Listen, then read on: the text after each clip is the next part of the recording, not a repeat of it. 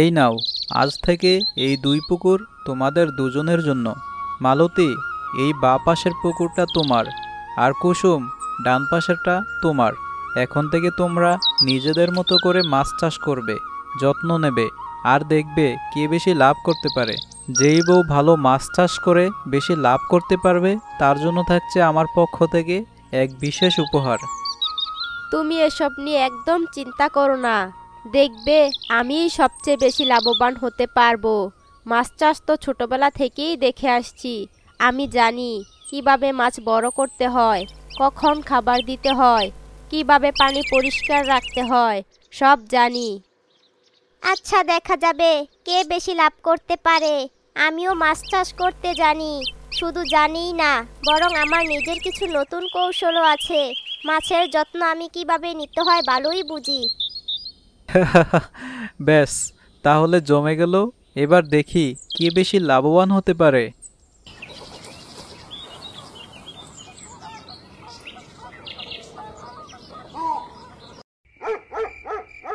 কুসুম, ঘুমিয়ে পড়েছ? না গো, ঘুমাইনি।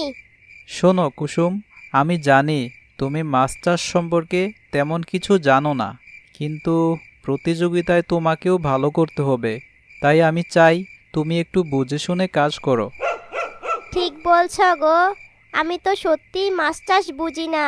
তুমি বলো কিভাবে শুরু করব। প্রথমেই মাছের পোনা ভালো জায়গা থেকে কিনতে হবে।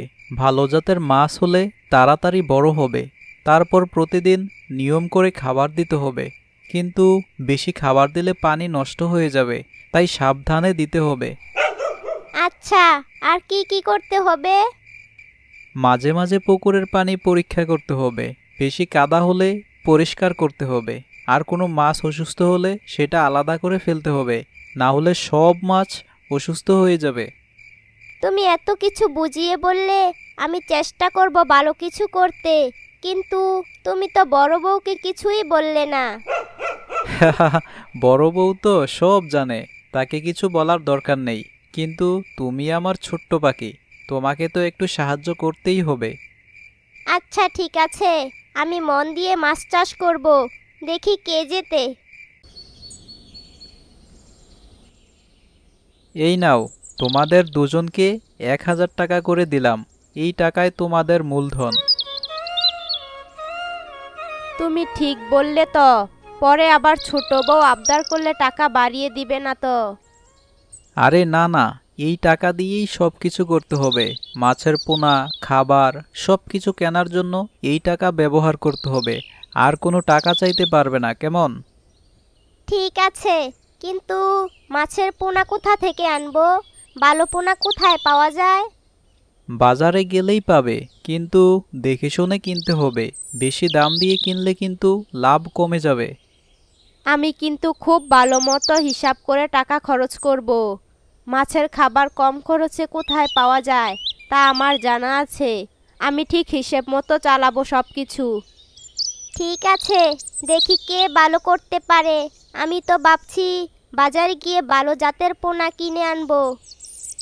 এই তো, এইভাবে এগিয়ে যেতে হবে। এখন তোমরা যাও, বাজারে গিয়ে যা যা দরকার কিনে নিয়ে এসো। আমি কিন্তু অপেক্ষায় থাকবো, দেখি কে বেশি লাভ করতে পারে।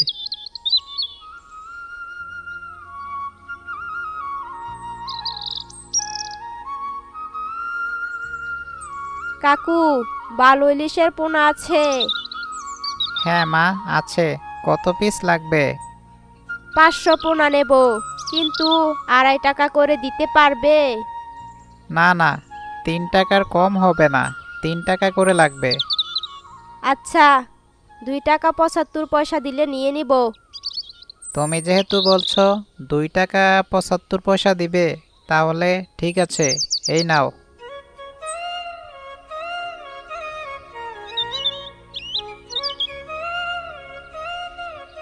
কাকু, যদি 300 পোনা নেই তাহলে দাম কত রাখবে? 2 টাকা 80 পয়সা করে লাগবে। তাহলে তো 840 টাকা হয়ে যায়।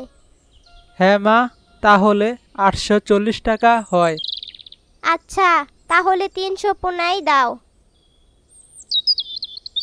এই যে, তোমরা দুজন বাজার থেকে মাছের পোনা তো কিনে আনলে, এবার বলো তো কতদিন লাগবে এই পোনাগুলো বড় হতে? আমি তো দোকানদারের সাথে ভালো করে কথা বলেছি। সে বলল যে 6 থেকে 7 মাসের মধ্যে মাছগুলো বিক্রির উপযুক্ত হয়ে যাবে। আমার দোকানদারও বলেছে 6 মাসের মতো লাগবে, তবে সঠিকভাবে খাবার না দিলে হয়তো আরও সময় লাগতে পারে। হ্যাঁ, ঠিকই বলেছ কুসুম। মাছকে প্রতিদিন ঠিকঠাক খাবার দিতে হবে, তাহলে তাড়াতাড়ি বড় হবে। যদি খাবার কম দাও তাহলে মাছগুলো ঠিকমতো বাড়বে না। আমি তো মাছের খাবারের ভালো ব্যবস্থা করেছি। ধানের কুড়া, সরিষার খৈল আর কিছু বিশেষ খাবার এনেছি, যা দোকানদার আমাকে পরামর্শ দিয়েছে। আমার তো পুরো 1000 টাকা মাছের পোনা কিনতেই লেগে গেছে, তাই বেশি খাবার নিতে পারিনি।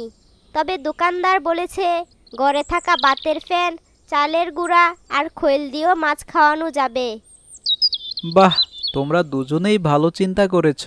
মালতী বেশি পোনা কিনতে পারেনি, কিন্তু ভালো খাবারের ব্যবস্থা করেছে। আর কুসুম কম পোনা নিয়েছে, কিন্তু নিজের মতো করে খাবারের চিন্তা করেছে।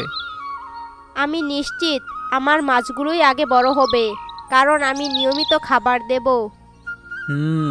এই ব্যাপারটা অনেক গুরুত্বপূর্ণ। পুকুরের পানি যদি নষ্ট হয়ে যায় তাহলে মাছের বৃদ্ধিও থেমে যাবে। তাহলে আমাদের কি করা উচিত? তোমাদের প্রতিদিন খেয়াল রাখতে হবে পুকুরে যেন কাদা বেশি না জমে। মাঝে মাঝে পুকুরে নতুন পানি ঢোকাতে হবে। আর পানি সবুজ হয়ে গেলে বুঝতে হবে যে পানিতে বেশি শ্যাওলা জমেছে। তখন একটু লাল শাক কেটে দিয়ে দিলেই ঠিক হয়ে যাবে। বাহ, তুমি তো অনেক কিছুই জানো গো। মাছের চাষ সহজ ব্যাপার নয় বউ। যারা নিয়ম মেনে চলে তারাই বেশি লাভবান হয়। আচ্ছা গোপাল, যদি 6 মাসের মধ্যে মাছ বড় না হয় তাহলে কি করব? তখন তোমাদের বাজারের বড় মাছের বিক্রেতাদের সাথে কথা বলতে হবে। কেউ কেউ আগেভাগেই মাছ কিনে নেয়, আর যদি মাছ একটু দেরি করে বড় হয় তাহলে একটু বেশি খাবার দিতে হবে। তাহলে বুঝতে পারছি মাছ চাষে ধৈর্য লাগবে।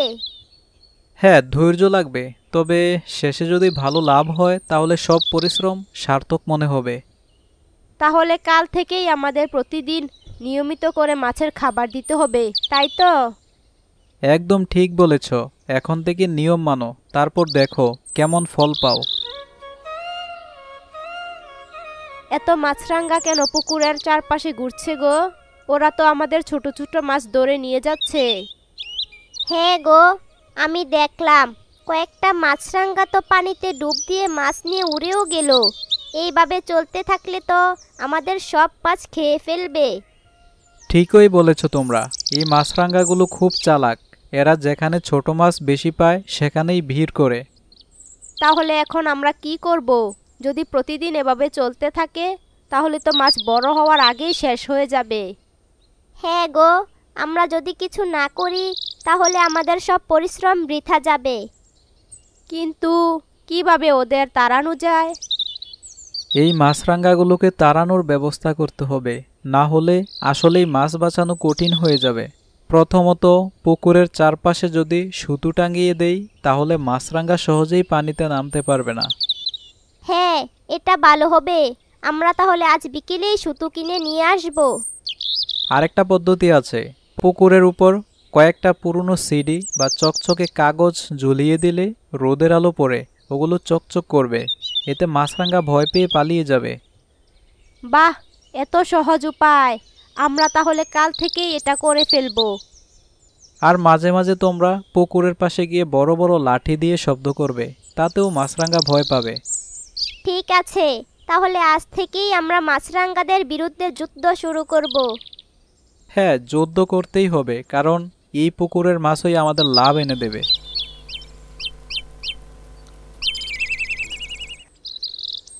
এই যে গোপাল ভাই, কেমন আছো? তোমার বাড়ির মাছ চাষ কেমন চলছে? আর বলো না ভাই, সকাল সন্ধ্যা দুই পুকুর নিয়ে দৌড়াচ্ছি, তবে ভালোই চলছে। হ্যাঁ হ্যাঁ, সেটাই তো হওয়ার কথা। কিছুদিন আগে তোমার বউ আমার কাছ থেকে মাছের পোনা নিয়ে গেল। কেমন বড় হয়েছে সেগুলো? দুই বউ দুই বাজারেই গিয়েছিল, দুইজন দুই রকম দরদাম করেছে, তবে এখন পর্যন্ত পোনাগুলো ভালোই বড় হচ্ছে। তা তো হবেই, আমি কিন্তু তোমার বউকে ভালো মানের পোনা দিয়েছি। তবে দেখো, সময় মতো খাবার দিতে ভুল করবে না, আর জল পরিষ্কার রাখতে হবে। হ্যাঁ, সেটাই করছি, তবে মাছরাঙাগুলো একটু সমস্যা করছিল, এখন ব্যবস্থা নিয়েছি। বাহ, সেটা তো দরকার। তুমি তো জানো, মাছ চাষ শুধু পোনা ছাড়লেই হয় না, যত্নও নিতে হয়। হ্যাঁ, একদম ঠিক বলেছ। আমি তো দুই বউকে বলে দিয়েছি, যার পুকুর থেকে বেশি লাভ আসবে তাকে বিশেষ উপহার দেব। তাহলে তো প্রতিযোগিতা জমে যাবে, দেখো কে বেশি লাভ করতে পারে। আমিও সেটাই দেখতে চাই। ভালো, আচ্ছা এখন বাজারের বাকিটা কেনাকাটা করি, পরে দেখা হবে। ঠিক আছে, সাবধানে যাও, আর মাছের যত্ন নিও।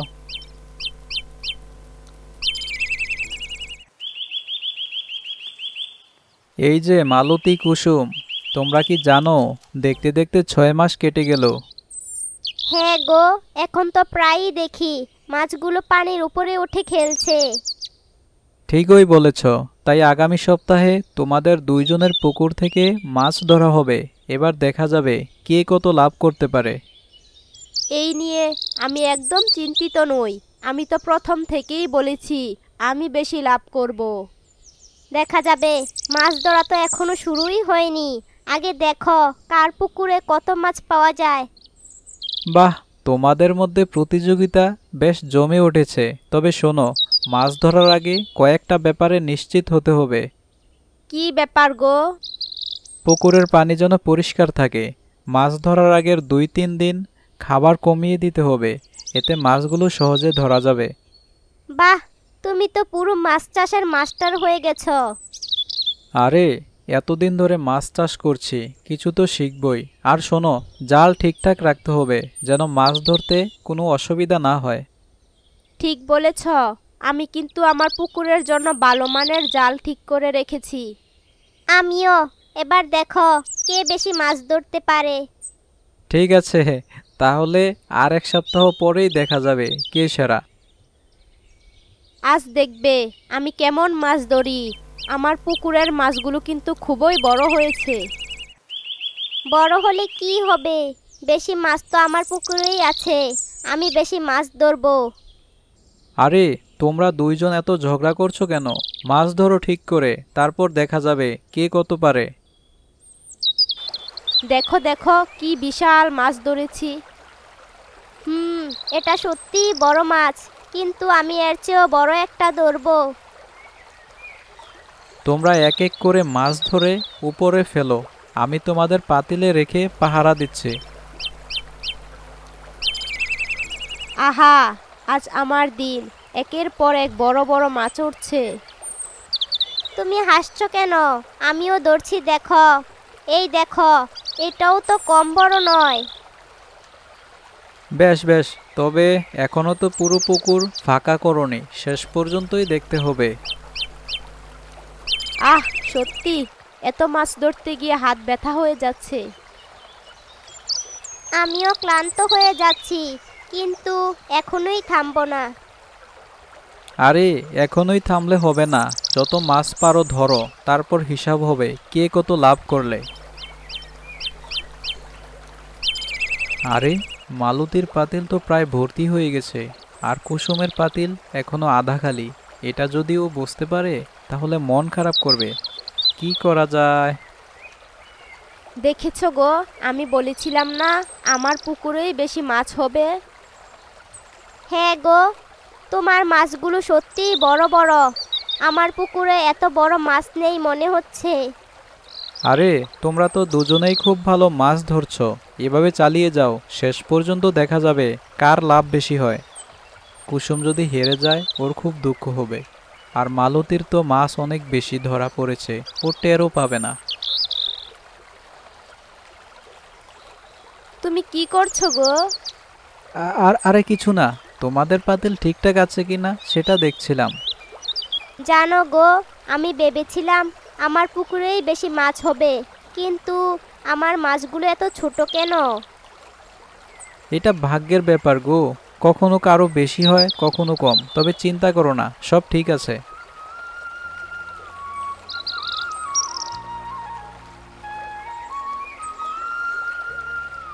আরে আমার পাতিলে তো মনে হচ্ছে কেমন করে কুসুমের সাথে সমান সমান হয়ে গেল। সত্যিই তো, আমি তো ভেবেছিলাম আমার মাছ অনেক কম হবে, কিন্তু দেখো দুজনের সমান হয়েছে।